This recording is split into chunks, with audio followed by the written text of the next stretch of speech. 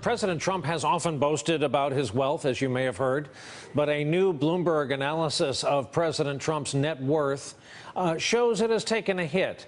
Don't feel too sorry for him, as they say. It's down to $2.9 billion from an even $3 billion a year ago.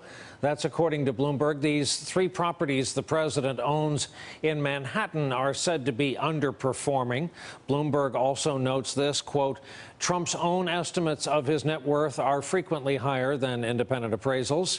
When he announced his candidacy in 2015, his campaign released a document stating he had a net worth of $8.7 billion.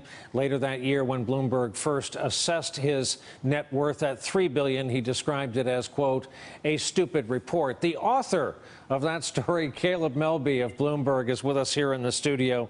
And first off, this process would be greatly helped, if not made an exact science, by access to the president's tax returns. So guys like you have to study everything else available, right? That's correct. So we're going through mortgage documents, we're going through company finances, we're going through the annual financial report that he personally files with the government to try and make up for the fact that we don't have the sort of information we're typically used to having when it comes to a U.S. president. He's supposed to be separated from his financial world, from the world of Trump. Having said that, how is it and how much, by how much has business taken a hit since he's been president? Right. What's interesting is we're seeing these hits in his legacy businesses. These are old office buildings here in Manhattan, are relatively old, that with a bunch of new office buildings coming online aren't doing as well as he or the banks that first issued him loans would have liked,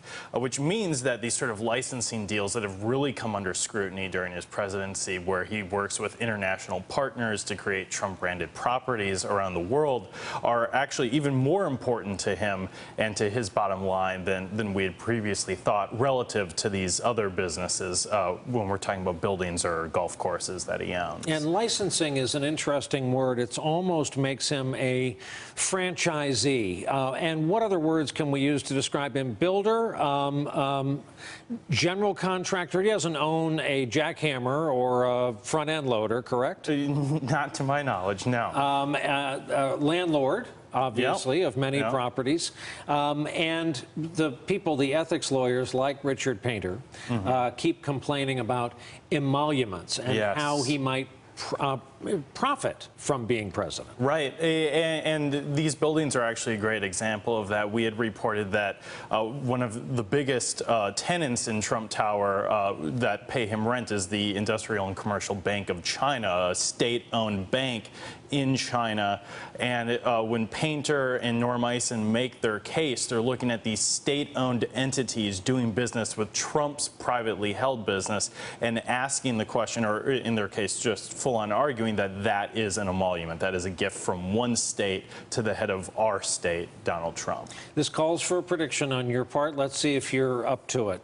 Do you think in the course of your work, because of the extant investigations going on, before this is over, you will get to pour over his tax returns and put a finer point on his net worth? I can only hope. As somebody who's been tracking his net worth for 2 years now, this is the third time we've done this since he announced his candidacy in June 2015. I can only hope, but he's been very adamant about not releasing them so far. Hey there, I'm Chris Hayes from MSNBC. Thanks for watching MSNBC on YouTube. If you want to keep up to date with the videos we're putting out, you can click subscribe just below me, or click over on this list to see lots of other great videos.